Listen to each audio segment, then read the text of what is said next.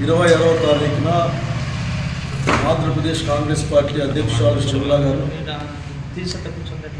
అట్లాగే అఖిల భారత కాంగ్రెస్ పార్టీ అధ్యక్షులు మల్లికార్జున ఖర్గే గారు అనంతపురం జిల్లాలో అనంతపురం దగ్గర కార్యక్రమంలో పాల్గొనబోతున్నారు. బహిరంగ సభలో ఎన్నికలు రాబోతూ ఉన్నాయి. రకరకాలమైన ఆలోచనలు, రకరకాల మాటలు చూస్తూ ఉన్నాం, వింటూ ఉన్నాం. ఏం చేయాలి దాని పట్ల ఎవరు స్పష్టత ఇవ్వడం లేదు. ఎందుకంటే వాళ్ళకి ప్రజల పట్ల అజెండా ఏమీ లేదన్న విషయాన్ని కాంగ్రెస్ పార్టీగా గుర్తు చేస్తాం. ప్రత్యేకించి అధికార పక్షం బహుశా నిన్ననో మొన్ననో మీటింగ్ కూడా పెట్టింది. జిల్లాలో కరువు పీడిత ప్రాంతమైన అనంతపురం జిల్లాకు ఏం చేస్తామని కూడా మాట్లాడుతున్నారు. జనరల్గా మాట్లాడుతూ రాజకీయ ఉపన్యాసం చెల్లిపోయారు. అనంతపురం జిల్లా రాయలసీమ అభివృద్ధికి ఆనాటి డాక్టర్ వైఎస్ రాజశేఖర గారి ప్రభుత్వం దగ్గర నుండి కిరణ్ కుమార్ ప్రభుత్వం వరకు కానీ ఆనాటి అనంతపురం జిల్లాకి ఏదో పెద్దగా గొప్పగా చేశామని చెప్పలేం, కానీ ఏదో ఒక ప్రయత్నం చేసిన సంగతికి గుర్తు చేస్తాం. ఎప్పుడు అది ఆలోచించేవాళ్ళం, ఖాళీలు తీసుకొస్తామా, నీళ్లు తీసుకుపోదామా, ఎట్లా ఏది కథ విషయం ఆలోచించేవాళ్ళం. దాని కృషి ఫలితమే అంద్రినీవాడు.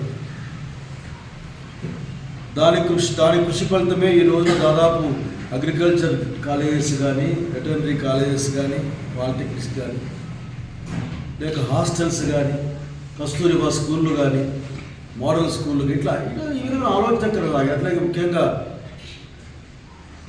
ఈ రోడ్డు అనే అంశం పట్ల కూడా.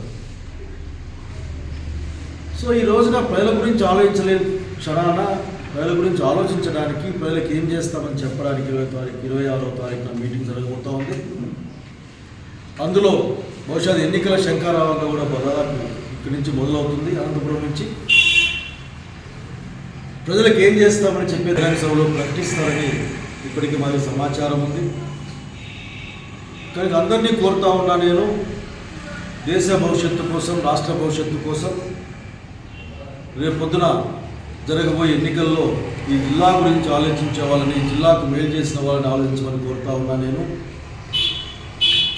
అంతేకాకుండా అధికార పక్షాన్ని కోరుతా ఉన్నా, ఇంక మీ చేతిలో బహుశా కొన్ని రోజులు మాత్రమే సమయం ఉంది. దేనికైనా సిద్ధపడండి, కానీ మాకు అభ్యంతరం లేదు. మీరు సిద్ధమనే పోస్టులు చూశాను నేను. పక్కన ఆశ్చర్యార్థకం గుర్తుంది. మీరు సిద్ధపడండి, ఇబ్బంది ఏం లేదు. కాకపోతే ఈ జిల్లాకి ఏం చేశారో చెప్పడానికి సిద్ధపడమని కోరుతా ఉన్నా. ఈ జిల్లాకి ఏం చేయబోతారో కూడా చెప్పడానికి సిద్ధపడమని కోరుతా ఉన్నా. రాయదుర్గం నుండి తాడిపత్రి వరకు, ఎందుకంటే ఇప్పుడు 2 జిల్లాలు అయిపోయింది కాబట్టి రాయదుర్గం నుండి తాడిపత్రి వరకు మీరు ఏం చేశారో కూడా చెప్పి అధికార పార్టీ ఎలక్షన్లకు వస్తే బాగుంటుంది.